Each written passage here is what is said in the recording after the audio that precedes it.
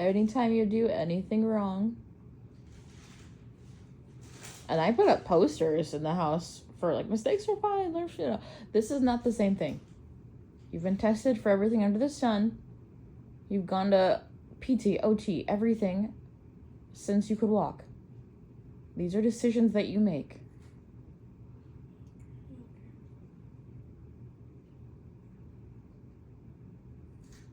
Now, if I wasn't recording this right now, you'd be stomping around raging, yelling, I don't care! Stop talking to me! Don't tell me what to do! Right? This camera is keeping me safe. You understand that, and I understand that. Because I turned it on mid-rage, you stopped talking, moved your body around, and just held your voice. Does that sound healthy or normal to you? No, it does not. I want you to have a better life, and I would like to have a better life.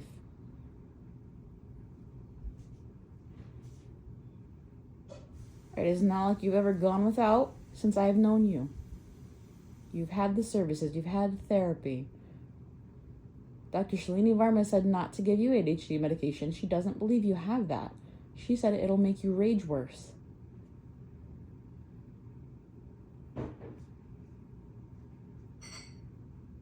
You act a million times better when strangers are around for a buffer briefly. And no one knows how to cure this. There's not a cure. But how do we adapt your behavior? And how do I stay safe and alive during that when you guys keep trying to do things to me and trap me? So, I will be filming and recording things from time to time, as you already knew was happening. Is there anything you would like to say right now? Are you able to check into your body right now for how you are feeling, if anything? Yeah. Okay, how do you feel right now? I'm embarrassed since you're recording. That does make sense to me. That's how this came into being a step. Because when you did things even the past few months that involved police, you're like, I don't want them to think bad of me. I feel ashamed if they think bad of me, but I don't feel ashamed for what I've done. And that tells me that the social mirroring that you get from total strangers and outsiders is how I'm going to be able to feel safe and get you help. Because if I keep quiet about mental health things and behaviors like I've done for years thinking that was ethical, then no one sees the full picture and no one will ever help. But also, the PTSD did set in. When police came, they said, this is a domestic issue. Get services. We got services. Nobody ever came. People quit their job. And I was literally on the floor crying. And you walked out, started humming, looked at me, smiled, got in the shower and started singing. And I was like, yeah, no, we have to get help because I've only seen this behavior in movies. I love you, and I want to get you help.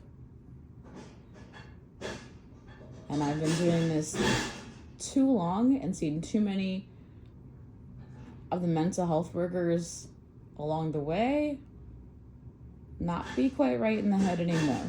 And I don't want that for myself either. Okay? It's starting to make me question, like, humans in general. If everyone is like you, if more people are like you, that no one will ever come and help, that help doesn't exist. That the helpers you believe in when you're a kid, then they're like, yeah, no, this is not a problem. That's a kid. No, your behavior looks like a child, but it is not. And I know you know that. Because every step of the way, I'm trying to give you the language of what's happening for your experience so that you can start to alter it. But not so much that you continue to manipulate, which is why your therapist said regular therapists without experience in conduct disordered children, you guys will manipulate therapists, which explains why you've always like rolled on the floor laughing at how incompetent your therapists are after therapy. So aside from feeling, what word did you use? Embarrassed. Embarrassed for other people to find out how you are at home. And also like sports and rec sometimes. That's why you get kicked out of those things. But those are also very temporary and you never have to see the people again, so you know that. However, I am stuck living this. I'm stuck living this until you guys do something big enough to somebody else, because please don't care if you abuse your parents, that you are removed and put into a facility. And it's frustrating to me that the therapist said that in front of you guys. Because it validated my experience, but I also needed time to process that, and it was about you, who are still a human person. So there's a billion layers to everything. I understand that. You are a 10-year-old child. It is not okay to make your grown-up feel this way. It is not okay to bother. That seems like emotional abuse to me. To bother someone so much that you know they will collapse and give in every time, and you do it, and then that's your older sister. That's your sister, my guy. I don't know if that means anything, since you guys accused the older brother of molesting you and then laughed about it when I learned that that wasn't true at all, even though he got sent away and put into juvenile sex program.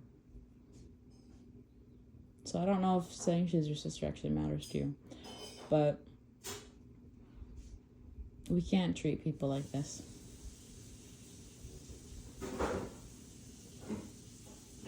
Do you understand that? Like, you see the other people around you don't treat people like this. And you've not been physically around this kind of behavior. It just only comes from you. So clearly this is not okay, that people try not to behave this way. Socially, from social mirrors, you must observe this, right? Okay.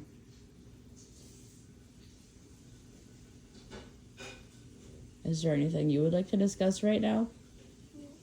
When I turn this off, are you going to attack me in any way? Right now, or tonight, or any other time soon?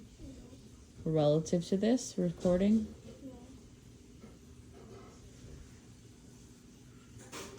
You asked for my laptop passcode and said you needed it for completing assignments, and your teacher said that doesn't make any sense. No, he does, and he doesn't need any of your passcodes.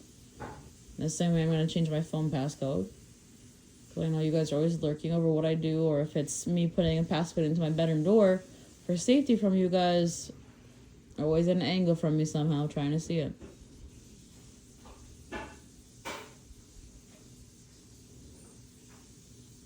I don't want this for your life or mine.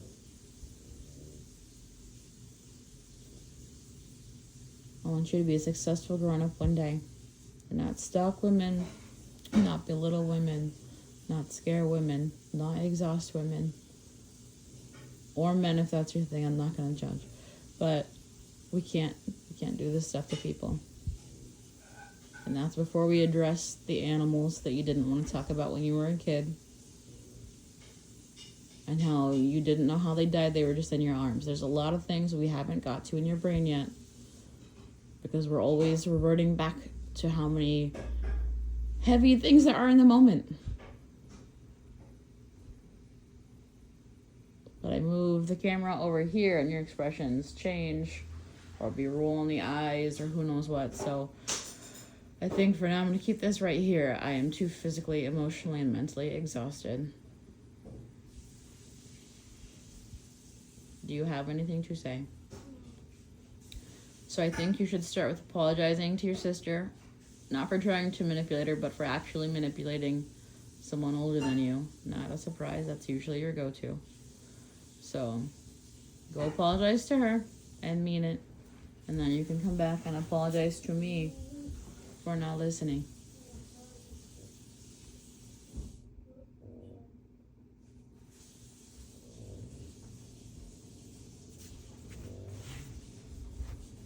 I'm sorry, Mom. Thank you. That's the first time probably ever. I'm not even, the camera's not, it's over there right now. You didn't need to look me in the eyes like that because usually you don't, but I do appreciate it.